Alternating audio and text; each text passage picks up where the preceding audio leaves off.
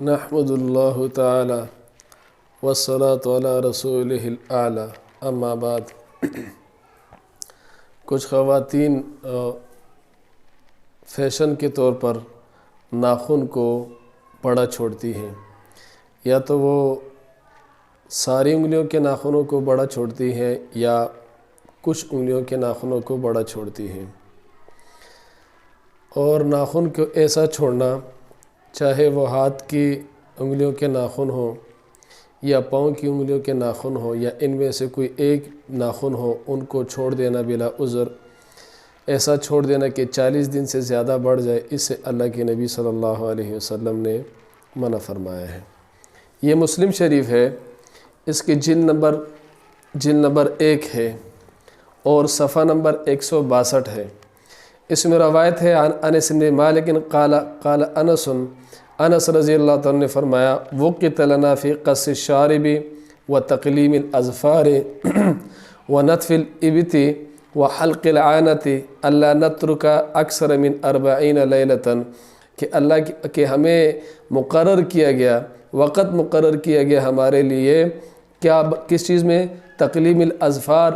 یہ ناخن کاٹنے میں، ونتف الابط اور بغل کے بال نکالنے میں، وحلق العانۃ اور اسی طرح زیر ناف بال کاٹنے میں، اللہ نترک اکثر من 40 لیلۃ، کہ 40 دن سے زیادہ نہ چھوڑے۔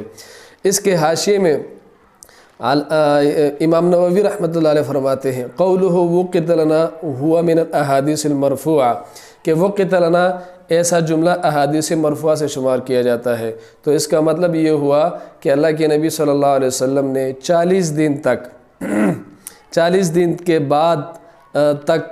40 دن تک کی اجازت دی ہے۔ اس کے بعد ناخن کو چھوڑ دینے کو اللہ کے نبی صلی اللہ علیہ وسلم نے پسند نہیں فرمایا۔ اور اسی طرح یہ میرے پاس جامع الترمذی ہے، اس میں بھی یہی روایت موجود ہے، اس کے جلد نمبر 2 ہے، صفحہ نمبر 565 ہے، انہ وقت لهم فی کل 40 لیلۃ تقلیم الاظفار واخص الشارب وحلق العانۃ، کہ اللہ کے نبی صلی اللہ علیہ وسلم نے 40 دنوں تک اس کا مقرر کیا ہے ناخنوں کاٹنے کا، 40 دن تک، گویا کہ 40 دن سے زیادہ رکھنا جائز نہیں ہے۔ اسی طرح یہ صحیح مسلم کے حاشیے میں امام نووی رحمۃ اللہ علیہ فرماتے ہیں، کہتے ہیں کہ اس کا مطلب یہ نہیں ہے کہ 40 دن تک کا ناخنوں کو چھوڑا جائے، بلکہ اس کا مطلب یہ ہے کہ لا نترک ترکا نتجاوز به 40، کہ ہم اس کو ایسا نہ چھوڑیں، ناخنوں کو ایسا نہ چھوڑے کہ 40 دن سے بھی زیادہ بڑھ جائے۔ لا انہم وقت لهم الترک 40، اس کا مطلب یہ نہیں کہ 40 دنوں تک چھوڑو، اس کا مطلب یہ ہے کہ 40 دن سے زیادہ چھوڑنا جائز نہیں ہے، ایسا کرنا گناہ ہے۔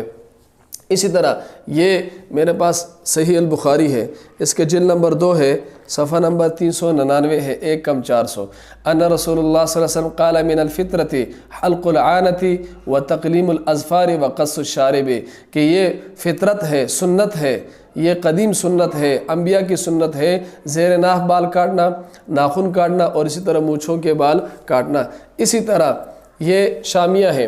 شامیہ جلد نمبر 9 ہے اور کتاب الکراہیت ہے، اور اس میں علامہ شامی رحمۃ اللہ علیہ فرماتے ہیں ولا عذر فیما وراء 40 ويستحق الوعید، کہ جو انسان 40 دن سے زیادہ ناخن چھوڑے یا زیر ناف بال چھوڑے تو یہ کیا ہے؟ یہ وعید یعنی عذاب کا مستحق ہوگا، اللہ کی ناراضگی کا مستحق ہوگا، عذاب کا مستحق ہوگا۔ اور اسی طرح الفتاوی الہندیہ